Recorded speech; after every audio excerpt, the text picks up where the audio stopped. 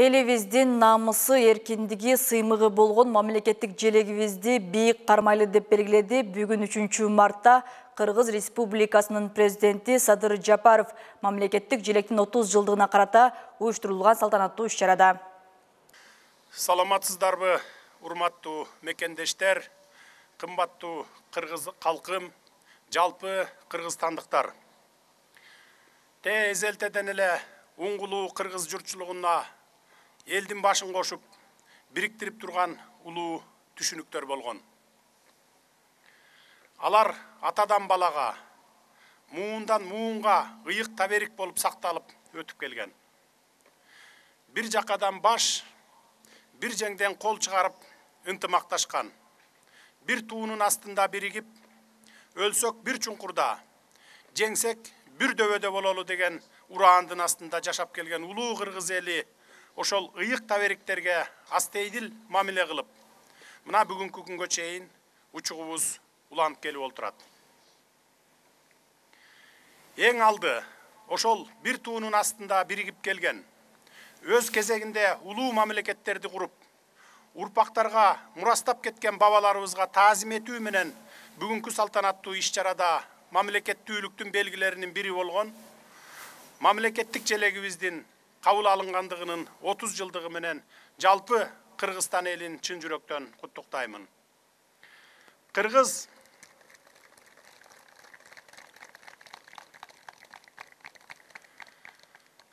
мамлекеттүүлүгү мындан арыда чыңдалып, байрагыбыз бийик желбирей берсин.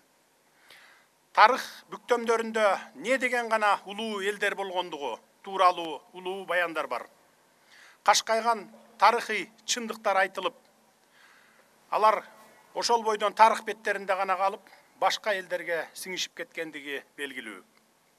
Ал эми кыргыз этноними ошол улуу элдердин катарында болгондугун улам барган сайын тарыхый ачылыштар, алардын ичинде тарыхтын далай окуяларына чогуу күбө өтүшүп, ирегелеш жашап келаткан улуу Кытай элиндеги тарыхый маалыматтар дагы таасын тастыктап барат. Бүгүнкү күндө дал ошол улуу атын өзгөртпөй, эгемен кыргыз мамлекети болуп, ааламдашуу процессине аралашып жашап келе жаткандыгынын өзү эле ошол улуу элдин урпактары болгон биз үчүн чоң сыймык. Себеби эчен деген кылымдарда баштан өткөргөн кыргыз элинде байыркы замандарда эле мамлекеттүүлүктүн бардык белгилери болгон.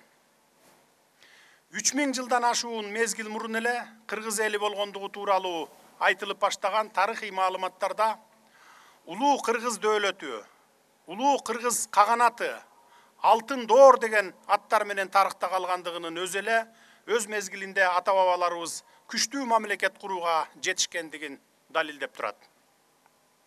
Борбор Азиянын бир өңүрүнө кеңири мейкиндикке ээлик кылган көчмөн элди Моголстандын арстандары түгөнгөн сайын түтөгөн кыргыз, кырылган сайын күчөгөн кыргыз деп тергелиши дагы жөн жерден айтылып калбаган чыгар. Андан беркеле ооздон оозго өтүп, муундан муунга мурас кылып айтылып келаткан кыргыз элинин рухий жан азыгы саналган ошол эле Манас дастаныбызда ак асаба кызыл туу, айгайлаган ызы чуу, көк асаба кызыл туу, көк жаңырган улуу чуу деп айтылып, мамлекеттүүлүктүн белгилеринин бири болгон туу менен кол башталары айдан ачык айтылып турат.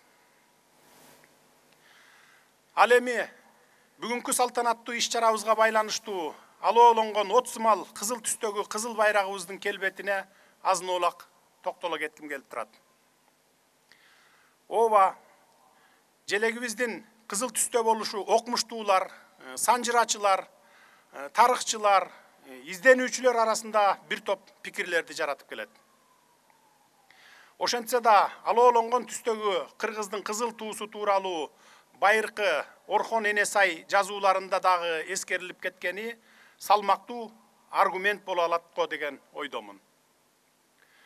Кандай болгон күндө дагы мындан 30 жыл мурун эл өкүлдөрү талашып тартышып тактык жараткан талкуудан соң кабыл алынган мамлекеттик желек тууралуу мыйзамды сыйлашыбыз абзел, жана мыйзам үстөмдүгү өкүм сүргөн мамлекет катары бул мыйзамдын аткарылышын камсыз кылуубуз кажет. Ал эми туубузга түшүрүлгөн түндүктүн, андан нуру чачырап турган күндүн элеси көргөндүн көз жоосун гана албастан терең маанини берерин жаземдебей билебиз. Чындыгында эле улуу көчмөн маданиятынын белгиси болгон түндүк элибизде өз алдынчалыкты, ынтымак, биримдикти билдирип, бүтүн бир үй бүлөнүн таасын туюнткан өзгөчө символ. Эл оозундагы түндүгүң түшпөсүн, чамгарагың бийик болсун, өзүнчө түндүк көтөрүп, түтүн булатып деген түшүнүктөрдүн эзелтеден тарта эмдигиче айтылып келе жаткандыгынын өзүндө эле кандай сырдуу маани жатат.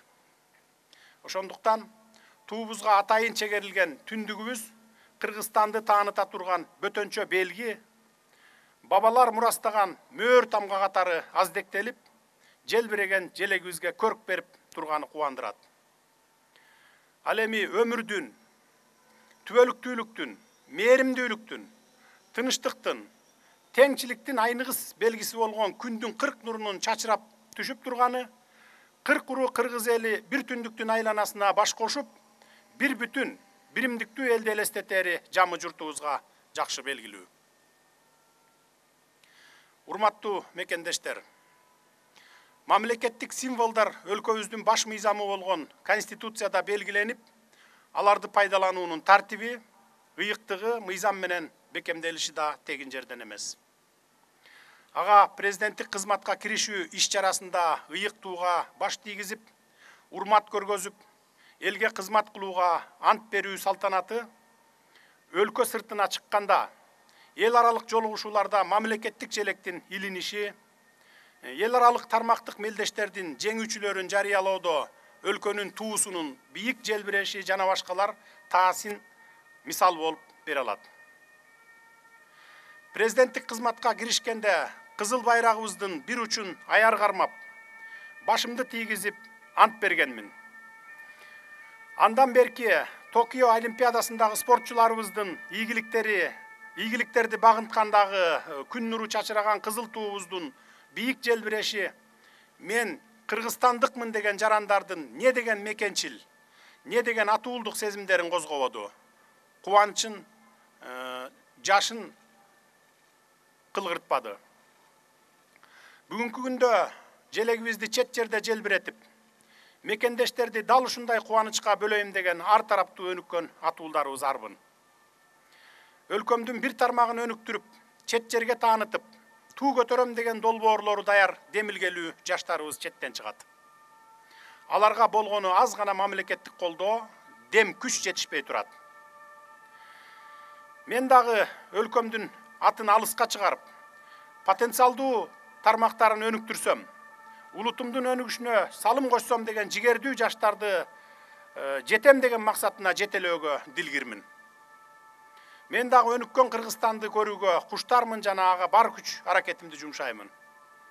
Мен дагы Кыргызстанымдын эл аралык коомчулукта аброюн арттырып, туусун желбиретүүгө даярмын.